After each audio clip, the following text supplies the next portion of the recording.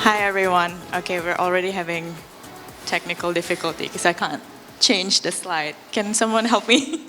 All right, good afternoon everyone. I know it's a bit late in the day and it's after lunch. I hope you had a second round of coffee because we don't want you to fall asleep. I'm gonna try to make it fun. Thanks for joining this session. I'm Florencia Eka. I'm the country head for client services at the Trade Desk in Indonesia. So we're here to talk to you today about first-party data strategy, which is really essential to enabling your advertising and marketing strategies. So I would like to just spend the next few minutes going through very quickly what is it, what is first-party data, how you acquire it, and how you can use it to boost your business. Just a quick intro, the Trade Desk is the largest independent global media buying platform, and we help connect brands and marketers to the audience on the open internet. So that's beyond social media and search platforms. So over the past 24 months, if you've been reading the news, you'd be forgiven for thinking the golden days of data-driven marketing are long gone, right? Behind us. So everything from cookie deprecation to increasing customer and data privacy regulations, really our industry is facing some significant challenges. But with challenges always comes opportunities, right? So I just want to say that we should think that the phasing out of third-party cookies should not mean the end of personalized ads. So as we enter into a new era of internet, really we should just see it as like an opportunity for all of us to improve and be better at the way we do advertising and marketing, right? So what I would say is really this is the perfect time for brands, to invest in their own most valuable asset, which is their own data, right? And why? I don't know why that black dot is there, but anyways, yeah. 4 things that you can get by activating your first-party data. Really, you can get, the first one is a more accurate view of your customers. You can create more personalized offers. You can build more meaningful relationships with your customers, and you can acquire new customers more efficiently, right? So let's break it down for you. Let's start with defining it. It's really simply, it's just the direct interaction that your customers has with your brand, right? It could be activities on your website, on your app. It could be their interaction with your ads, with your campaigns, their email signups, transactional data, etc. With some analysis, all of these will be such valuable data sets for you to supercharge your campaigns, right? So, and also what we can do, all right. Collecting sufficient data, here's like a customer journey. This will help you create a profile of your typical customer, right? You can get a very good understanding of what they do, what they like, etc. So you can have that understanding sometimes even before they become your customers. So you collect all of these data points along the customer journey from the time they sign up at your membership, for a membership, sign up for a newsletter. Interacting with your ads helps you build a profile. So again, another example, right? But then what we realize is obviously people, when they sign up, they use different identifiers. You could be using emails, you could be using phone numbers, different emails. Creating one single view can be quite challenging. So that's why unifying your data is very important, right? But the good news is, there are now identity solutions available in the market, such as Ramp ID, Unified ID 2.0, that helps to give you that single view of customer across channels, across browsers, and across devices. So now that you have a complete picture of your customer, you can then activate those. Those data, you can then create more segments, you can create more personalized offers, lookalike audience. Enough information from me. Let's go watch this video for a quick summary. Is it gonna play? Third-party cookies are going away, but that's good news because it gives marketers the opportunity to replace the aging technology with a more powerful first-party data strategy. What's first-party data? It's the data you already own. And it's your most valuable marketing asset. It gives you direct insight into your customers' behaviors and interests based on things like their purchase history, website activity, app usage, and more. It helps you get to know your customer better so you can reach them more efficiently with the right message on the right channels, which is what they want too. In fact, 71% of customers say they prefer to receive personalized ad experiences, but not at the expense of their privacy. So how do you bridge the gap between privacy and personalization? With new, advanced tools, you can now leverage your first-party data and unify the identity of your customer, hence giving you more accuracy and transparency. That means you can reach more customers across more platforms and measure what is and isn't working in real time. Plus, optimize your campaigns to convert more customers at the right time, in the right place, while preserving consumer trust. Don't get left behind when cookies disappear. Contact us today to unlock the full potential of your first-party data. All right, so with that, I'd like to invite our two leading homegrown brands who we all love, who have championed first-party data on their organizations, onto the stage. So Pak Antoine de Carbonnel, Chief Commercial Officer at Gojek, and Pak Kemas M. Fadhli, the GM of Media Channel at Telkomsel. Pak Fadhel, yes. So I think I'm gonna sit down. But I'm just gonna do one last thing, which is to wake all of you guys up. Let's hear from the audience, right? I'm gonna give you a few questions. If you look into your goodie bag, you should have a fan, and then please raise that and respond by showing the side of the fan that relates to your answer, right? So blue is yes, and no is orange. So first question, I just wanna get a feel of how you guys are thinking of first-party data. Fans out. All right, I think also for the panelists, we can have a quick feel of the audience. Oh, mostly blue, yes. They have not used it for marketing purposes. All right, next one. There are advertising channels that do not rely on cookies. Okay, yeah, good one. So actually, yes, because things like connected TV, mobile apps, and audio, they actually do not use cookies already. Ad targeting will be improved in a cookieless world? Wow. Great. Okay, there's no yes or no for this one. Just your opinion. All right, so now, I'm gonna leave this here because we're gonna go to the main event. But first, icebreaker. What is the first job you ever had? First question for both of you. Who wants to answer first? Paid job or unpaid job? Because, you know. Whichever is more fun that you want to share. My first paid job was, you know, at a university I had to do an internship, and the first internship was a blue-collar internship, and so I spent 3 months packing books in a warehouse for Larousse, which is a big French book publishing company. And so I was literally, packing boxes, and they were then being shipped. It was like the Amazon. That's like the before Amazon. Pre-Amazon. Wow. Literally, then the books would be sent to the bookstores, right? So it was a B2B book packing. Very interesting.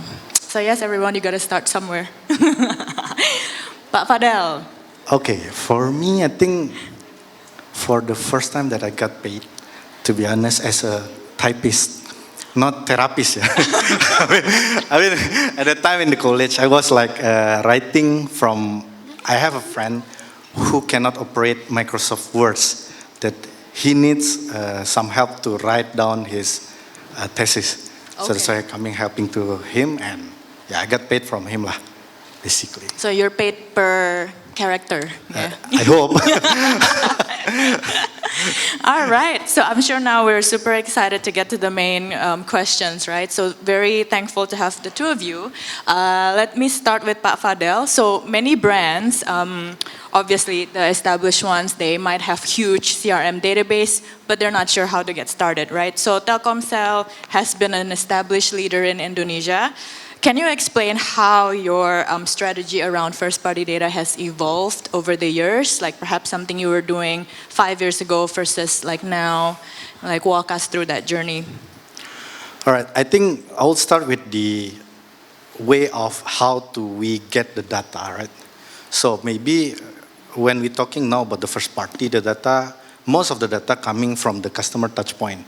I mean, we have an applications or even the websites that people come and we track them, or we get the data, of course, with the consent on top of everything.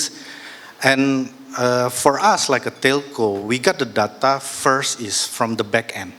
So back at the 5 years, more or less 5 years ago, that we felt that our business or our businesses start to be saturated, that we are looking for the target audience that we need to grab as one of our source of growth. So that's why from the product point of view, we learn our data behavior, we create the data from the back end, and we create a specific product, specific personalization product to the segment of the people. So when the product is create some product, the question is how brand like us or marketing like us to communicate to that specific personalized product, right? So at that time, we only have a phone number. Of course, the way we do it's as simple as SMS broadcast until now, I think. But we think it's not enough. So that's why we are thinking how we are going to connect between our data backend, like phone number, and also how we are going to connect and join with the standard of advertising, which is the easiest way to talking about this is about the device ID. So we try to connect between the phone number and device ID. So from the media point of view, we can extend it, not only running for the SMS, but we can do communications to the media, like using that can absorb device ID, and also, of course, the phone number with the encrypted things. I think that's the way we utilize it on the first party. Right. So if I can summarize, I think like previously maybe you were only looking at one source of information, which is the phone numbers, right? And then you would use that to blast SMS, mass targeting, and then over time you would add more of the sources of data points to create even better personalization or better insights. You combine device ID, etc. Right? Okay, and then for Pa Antoine, so of course Gojek started as a riding platform. Over time, you added many different products. So obviously that would give you huge different segments. Like what were the key challenges you faced as you look to develop your first-party strategy? Yeah, I mean, at the beginning, Gojek was really about making sure that people could actually execute their transactions, right? It wasn't at all about data, and so when we realized that data was going to be important, it was first challenges was really literally about capturing the data. How do you capture the data? How do you tag it? How do you store it in a safe way? How do you let people access it? So I would say that was the first challenge. Which is a massive challenge. The second challenge is really about how do you use it, and using it is both a targeting point of view and accessing the data. So targeting is how do you create the insights, from the insights how do you create the right segments, and then how do you enable the publishing of these segments, these audiences, I guess you would say, to the internal Gojek products.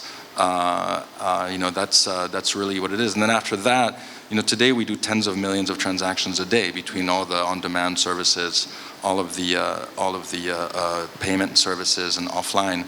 And since the merger with Tokopedia, it's really about merging the data lakes also, right? So then you're talking about scalability issues and combining issues. So I would say the challenges are still there, but they're different types of challenges.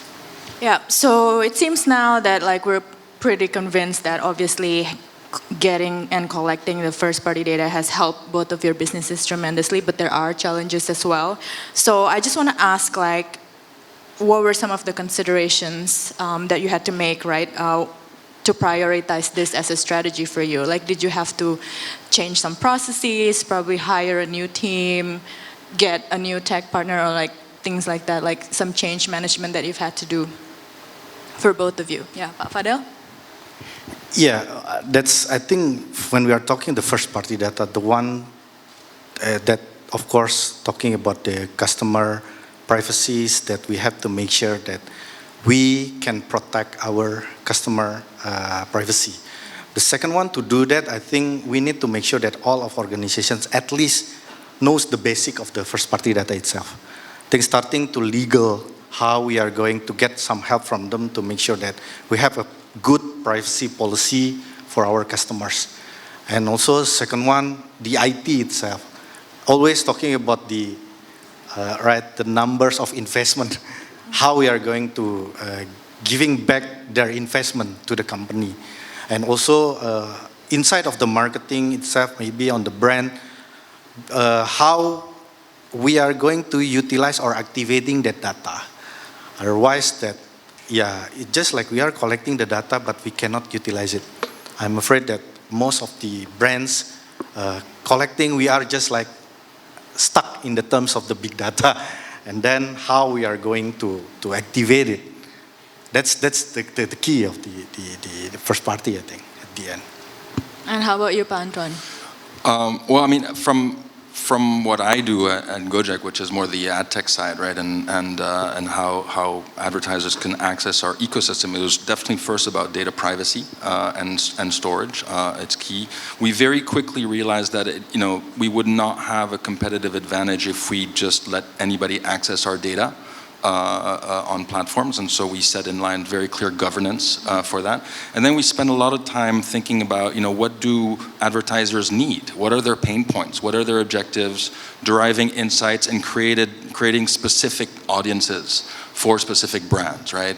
And so today, we have a specific team that we had to hire. It was both a mix of marketing talent and data talent, which is very complicated to find, that really spends time thinking about the advertisers, the brands, their needs, and building specific audiences for them. Yeah, so if I can summarize, then having a clear vision internally, right, as well is very important, right, for the first party strategy, and then internal compliance, customer privacy, data governance. Excellent tips for everybody.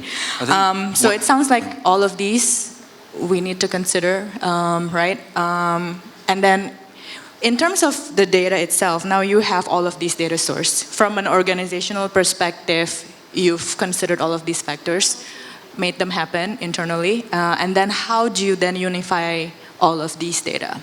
Pak Antoine, maybe you want to start first? Yeah, and I think, we have a lot in common in certain ways, is that, in our platforms, people are often coming and they're transacting a lot, right? And so the data is always refreshed, right? It's not something that you acquire once and you've got these ad hoc ways of collecting data. The data is always being collected and it's systematic.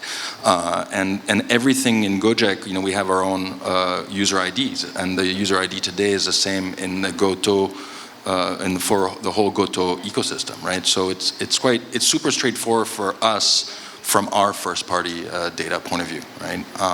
And then for external sources, when we use our data to publish ads outside of our ecosystem, we use device IDs, right? So everything is device ID driven for us. Yeah, I think for telco like us, the IDs that we only have is phone number, right? We don't have any ID. And then, of course, in this market, prepaid, compared to the postpaid, maybe we can get some email. Of course, we have some emails for the postpaid. But because we only have the IDs, the challenge is how we are going to connect or to get the other data. Like I mentioned in the beginning, it's the phone number, it's standard with the advertising industry, with the marketing industry. I don't think all of the platform have the phone number.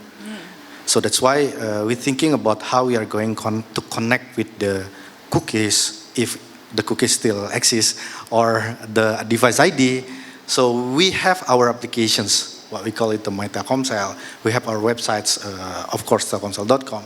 We are trying to connect between our back-end data, which is the telco behavior, and also with the application data like device ID. So as you can see, when you are guys like log in into the applications, that we are pairing between the phone number and also the device ID. So at the end, when you mention about the unifying the data, yes, I do agree. But if we are talking the industry, is it, when we create a new ID, is it compatible enough for the industry? That's the challenge. Otherwise, you just like creating an ID, end up with only our assets. But for me as an advertisers, I think I want to utilize that data to target specific people. And at the end, of course, we are talking about the conversions number that getting high and high. That's it. When you were in the process of like combining the data, did you have to kind of invest in just something like to connect the dots between like all these different identifiers, like the phone numbers, how they interact on your apps? I think with Gojek it's a bit different because you are in one ecosystem, right? You can just kind of link everything back to the ecosystem. So you always known that user is the same? Yeah, for us it was easier until we merged with Tokopedia, right? But you know, now we've got that, right? But yeah, merging data sets is very complicated, you know, we sometimes actually also have data partnerships with external parties, like retailers, where we do data sharing and merge, but it's always complicated. Data cleanliness is an issue. How do you match it is an issue. Timing is an issue. It's complicated to match data. Are you seeing similar issues as well, Pak Fadhli? Yeah, and of course, like, since the source of our data is different, it could be struggle in the beginning how we are going to thinking that it is connect with the device ID. Is it not? It's only like, yeah, again, we are always stuck with the phone number. So at the end, as you know, right, our solutions is always like SMS broadcast, SMS broadcast. And I feel that it's not working like that. I think, so that's why we need to think about how we are going to connect. Otherwise, we need some ID as connectors, or otherwise we only directly connect with the ID itself. So like a common identifier. Yes. Yeah. Okay, so now let's say your organization has done all of this, and now they're excited to just activate the first-party data. So, can you share with the audience in the room like an example of how utilizing that has helped you in your marketing campaigns, marketing strategies, Pak Antoine? Sure. I mean, I'll talk about it from an ad tech point of view, from what I do. I think what we found is that targeting precisely is very important. It's important from a KV point of view, right? The creatives should be different depending on whether you're talking to grandmas with dogs in Bekasi and young teenagers in Jakarta Selatan, right? So the creatives will be different. That increases CTR, right? Also, and so that increases efficiency of advertising campaigns. So the whole targeting concept is very important. Another pain point that we see for advertisers is conversion, right? Being able to link everything back to some kind of sale, right? Some kind of action to be able to drive towards ROAS. So what we do is we literally spend a lot of time with the brands. Talking about their objectives and pain points, the new products that they're launching. We create specific audiences for them. We use these audiences for our in-app experience, but we also publish ads outside of our ecosystem in the walled gardens with you guys and others, but deep linked back into Tokopedia, GoFood, GoMart, and other places to be able to really measure everything. And that whole concept of targeting but giving clear visibility, I think go hand in hand. It's very important. And I think if they do that, advertisers beyond Gojek and Tokopedia can also you get that insights, right? Because it will be sent to them, and right, you will in a way kind of help them enrich that audience as well. Yeah, exactly. So we started with us, right? What I'm talking about is something that GoFood would do to acquire new users and other products, and then we started, a little bit like Amazon developed Amazon Web Services for themselves first. We're then using what we learned on the Gojek Goto side to help advertisers and brands. How about an example from you, Fadhli? Yeah, I think quite the same. Yeah, the first that. We need to see about the characteristic of the products. For us, like we have so many data package from the daily usage behavior, monthly, or even we create a specific product to do some uplift or cross sales and everything.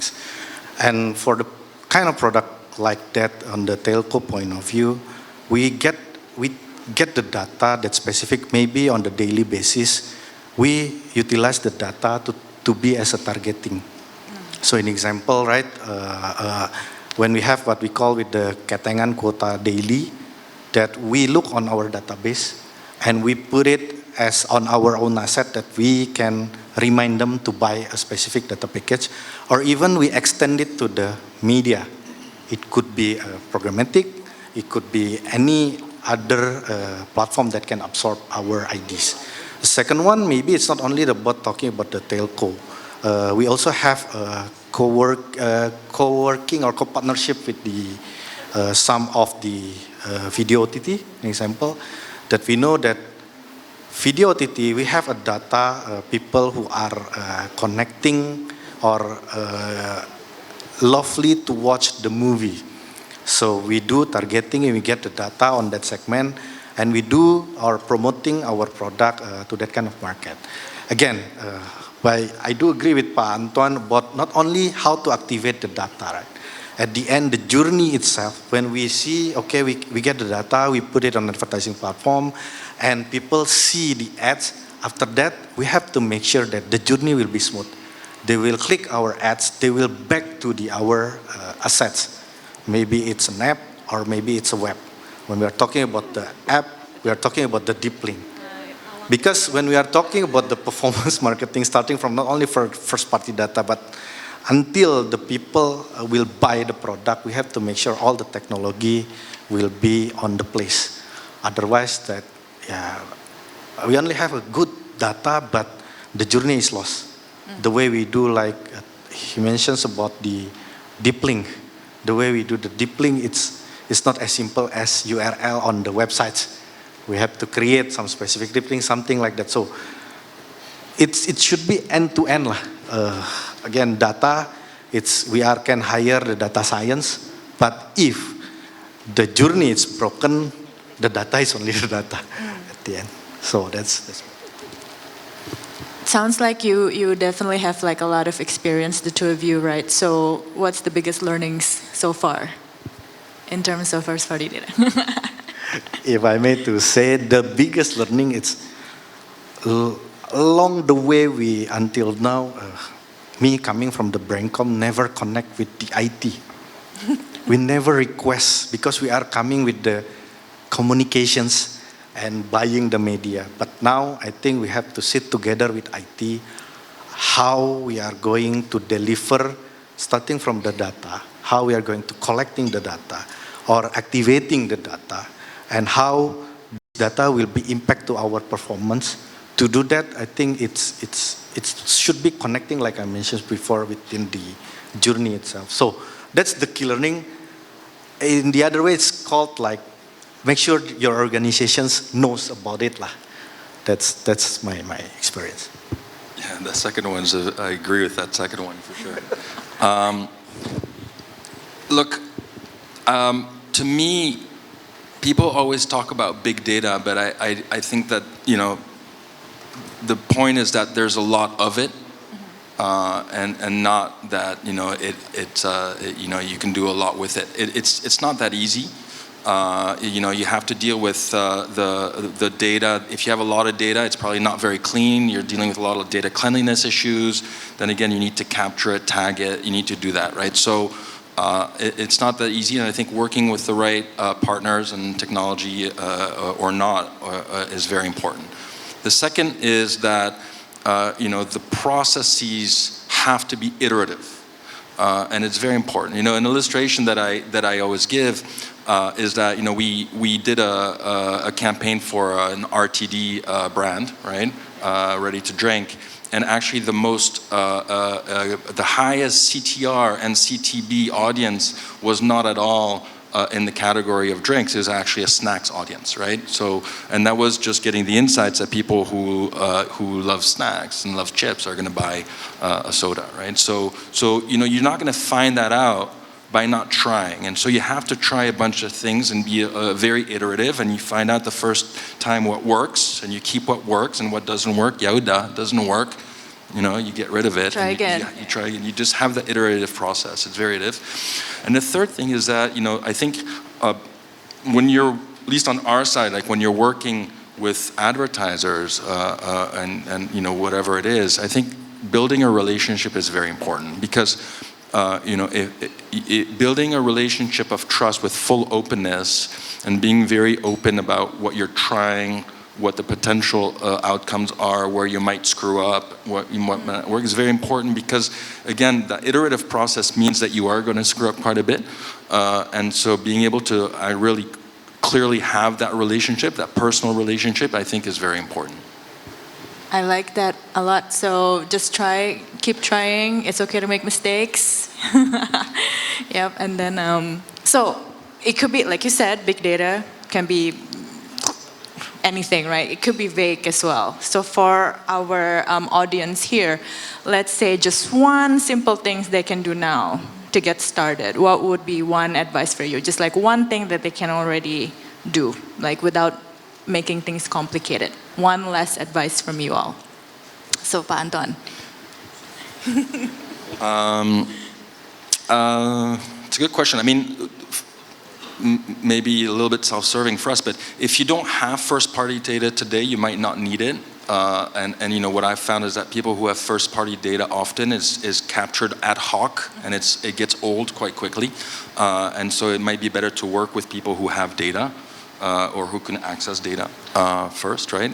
And then two, for the people who do have first-party data, is I would really think about, how are you tagging, how are you capturing, tagging, and cleaning that data, right? So that you have, a good data, because garbage in, garbage out, right? So it's really important to clean and store it properly.